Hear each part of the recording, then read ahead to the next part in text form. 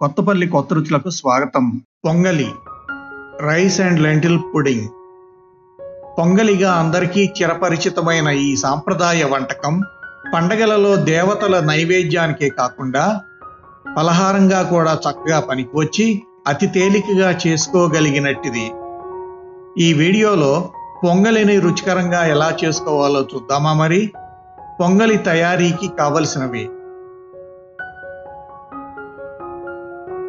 బియ్యం 125 గ్రాములు, పెసరపప్పు 125 గ్రాములు, జీడిపప్పు 50 గ్రాములు, నెయ్యి 3 లేదా 4 టీ స్పూనులు, మిరియాలు 1/2 టీ స్పూను, మిరియాల పొడి 1 టీ స్పూను, ఎండుమిర్చి 4 లేదా 5, జీలకర్ర 1 టీ స్పూను, ఆవాలు 1 టీ స్పూను, ఉప్పు రుచికి సరిపడా, కరివేపాకు 2 రెమ్మలు.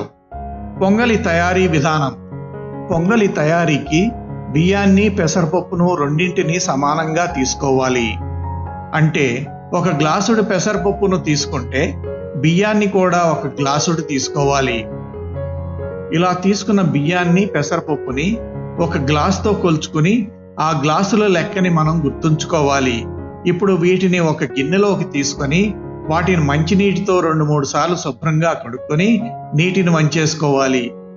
వీటిని కొలుచుకున్న గ్లాస్తోనే 1 గ్లాసు బియ్యం పెసరపప్పుకి 3 గ్లాసుల నీళ్ల లెక్క చొప్పున ఎసరు నీళ్ళని పోసుకోవాలి. ఈ పొంగలిని మనం కొంచెం మెత్తగా గరిటెజారుగా వండుకుంటాము కాబట్టి ముందుగా పోసుకునే నీళ్లు కొంచెం ఎక్కువైనా తక్కువైనా పర్వాలేదు. నీళ్లు ఎక్కువైతే వాటిని ఎగరబెడతాము, తక్కువైతే మరిన్ని పోసుకుంటాము.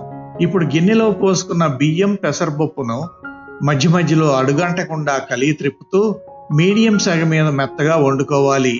ఇప్పుడు స్టవ్ని కట్టివేయాలి. తర్వాత ఒక పాత్రలో 2-3 కప్పుల నీళ్లను మరగ్గాచుకుని తయారుగా ఉంచుకోవాలి. ఇప్పుడు పొయ్యి మీద వంట పాత్ర ఉంచి బాణలి వేడెక్కిన తర్వాత అందులో 2 టీ స్పూన్ల నేతిని వేసుకోవాలి. నేతి తాళింపు పొంగలికి చాలా రుచిని ఇస్తుంది.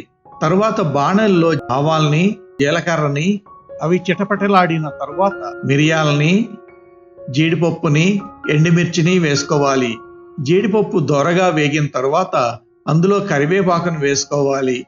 కరివేపాకు కూడా చక్కగా వేగిన తర్వాత వంట పాత్రలో ఇంతకుముందే మెత్తగా ఉడికించి ఉంచుకున్న బియ్యం పెసరపప్పు మిశ్రమాన్ని వేసుకోవాలి. తరువాత ఈ మిశ్రమంలో మరగ్గాచుకున్న వేడి నీళ్లను పోసుకోవాలి. తరువాత ఇందులో రుచికి సరిపడా ఉప్పును వేసుకొని బాగా కలుపుకోవాలి. తరువాత ఇందులో వేయించుకొని దంచుకున్న మిరియాల పొడిని వేసుకోవాలి. పొంగలిలో కారానికి మిరియాలను తప్ప పచ్చిమిర్చిని గాని కూర కారాన్ని గాని వాడం. కేవలం మిరియాలను వేసుకోవడం వల్లే పొంగలి రుచి విభిన్నంగా ఉంటుంది. కానీ కొంతమంది మిరియాలు పంటి కింద తగలటాన్ని ఇష్టపడరు. అందుకు ప్రత్యామ్నాయంగా మనం మిరియాలకు బదులు మిరియాల పొడినే వేసుకోవచ్చు. ఇప్పుడు పొంగలిని పూర్తిగా గట్టిపడనివ్వకుండా అది గరిటెజారుగా ఉన్నప్పుడే స్టవ్ని కట్టివేయాలి. ఒకవేళ పొంగలి పొయ్యి మీదే చెక్కబడినట్లయితే దానిని పలుచన చేయడానికి కొంచెం నీటిని పోసుకొని మరి కొంతసేపు ఉడికించుకోవాలి. ఇప్పుడు స్టవ్ని కట్టివేయాలి. తరువాత ఈ పాత్రలోని పొంగలిని వడ్డన పాత్రలో తీసుకొని వేడివేడిగా తనివి తీరా ఆరగించడమే తరువాయి.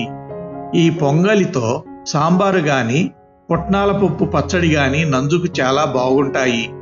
మా వీడియోను వీక్షించినందుకు ధన్యవాదాలు. మా వీడియో కనుక మీకు నచ్చినట్లయితే ఈ వీడియోకి లైక్ కొట్టి మరిన్ని రుచికరమైన వంటకాల కోసం మా యూట్యూబ్ వంటల ఛానల్ కొత్తపల్లి కొత్త రుచులకు సబ్స్క్రైబ్ చేయండి. మా ఛానల్ అప్డేట్స్ ఎప్పటికప్పుడు మీకు తెలియాలంటే బెల్ బటన్ నొక్కండి. అంతేకాకుండా మీకు తెలిసిన వారికి ఈ వీడియోను షేర్ చేయండి.